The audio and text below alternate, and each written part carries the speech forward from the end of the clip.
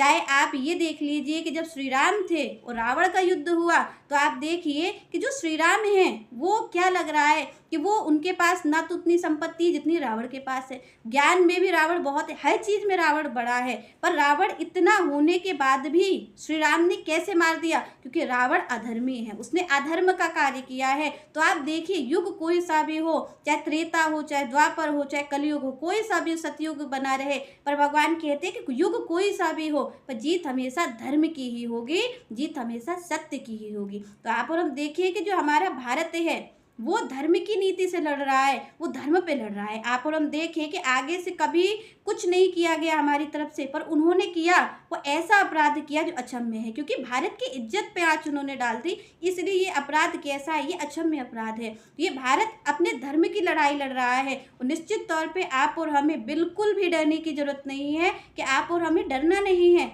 क्यों? क्योंकि हम धर्म का युद्ध लड़ रहे हैं, और आप और हम चाहे युग कोई सा भी हो, धर्म की तरफ कल भी भगवान थे और आज भी भगवान धर्म की तरफ है। क्योंकि जो हमारा देश है वो संतों की भूमि है, वो श्री राम और कृष्ण की भूमि है। आप और हमें तो बड़े गर्व से ये कहना चाहिए कि आप और हम किसके वंशज हैं, हमारी कौन है हमारे पुरखे? हमारे पुरखे श्री राम है, हमारे पुरखे ये संत जन हैं, हमारे पुरखे ये श्री कृष्ण हैं जो इस धरती पर आए हैं, और उन्होंने हमें धर्म सिखाया है। गीता किसका प्रतीक है? गीता इस युद्ध में ही तो कही गई है। गीता इसी चीज को सतर्क करने के लिए कही गई है कि आपको और हमें क्षमा भी करना है, पर क्षमा करने के लिए भी एक लिमिट है। यहाँ पर भगवान ने कहा अर्जुन से, अर्जुन भी तो यही कह रहे, अर्जुन कह रहे मैं युद्ध नहीं करूंगा, पर श्री कृष्ण कहते हैं कि युद्ध करना ही पड़ेगा, क्योंकि आज अगर नहीं युद्ध करोगे तो श्री कृष्ण कहते हैं ये लोग बहुत काल तक ना कहने वाली बातों को कहेंगे। तो यहाँ पर श्री कृष्ण कहते हैं कि युद्ध तो जरूरी है, पर युद्ध करने के साथ साथ भगवान जिस तरफ खड़े हैं तो जीत भी निश्चित रूप से वही है।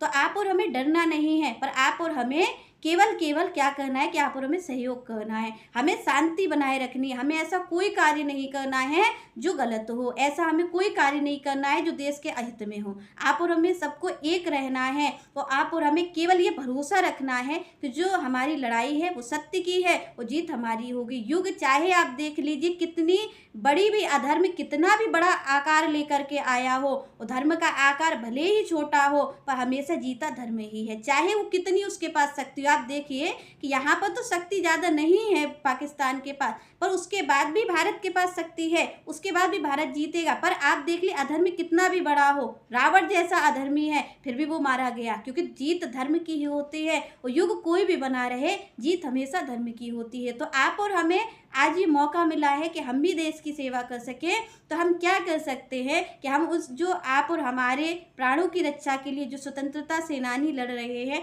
आप और हम उनसे उनके लिए ये प्रार्थना करें भगवान से कि भगवान उन्हें शक्ति दें, जिससे कि वो सत्य की लड़ाई को लड़ते रहें। क्योंकि आप और हमारे प्राणों की रक्षा कब तक हो रही है? जब तक वो सेना में सब खड़े हुए हैं, वो हमारे प्राणों की रक्षा कर रहे हैं। तो आप और हम भी प्रार्थना मिल करके करें कि उनके प्राणों की भी रक्षा हो, हमारे भारत को कोई आँच ना आ पाए, ऐसी प्रार्थना आप और हम करें, और भगवान श्री कृष्ण को ही याद करें, क्योंकि श्री कृष्ण की ही भूमि है, श्री कृष्ण का ही भारत है। और भारत आप देखिए कि भारत किसी काल में नहीं मिटा है, भारत सनातन है, भारत को मिटाने वाला कोई भी आज तक ऐसा नहीं हुआ है जो भारत को मिटा पाए, क्योंकि भारत सनातन है। कितने कितने आप देखिए विश्व युद्ध होते रहे हैं, पर उसके बाद भी भारत आज भी खड़ा है, और भारत कल भी खड़ा रहेगा, क्योंकि भारत जो है वो सत्य का प्रतीक है। भारत हमेशा अपने सत्य पे जाना जाता है, अपने धर्म पे जाना जाता है। तो आप और हम एक साथ मिल करके और भगवान से प्रार्थना करें कि जिससे कि ये जो युद्ध है वो समापन की ओर जाए, और आप और हम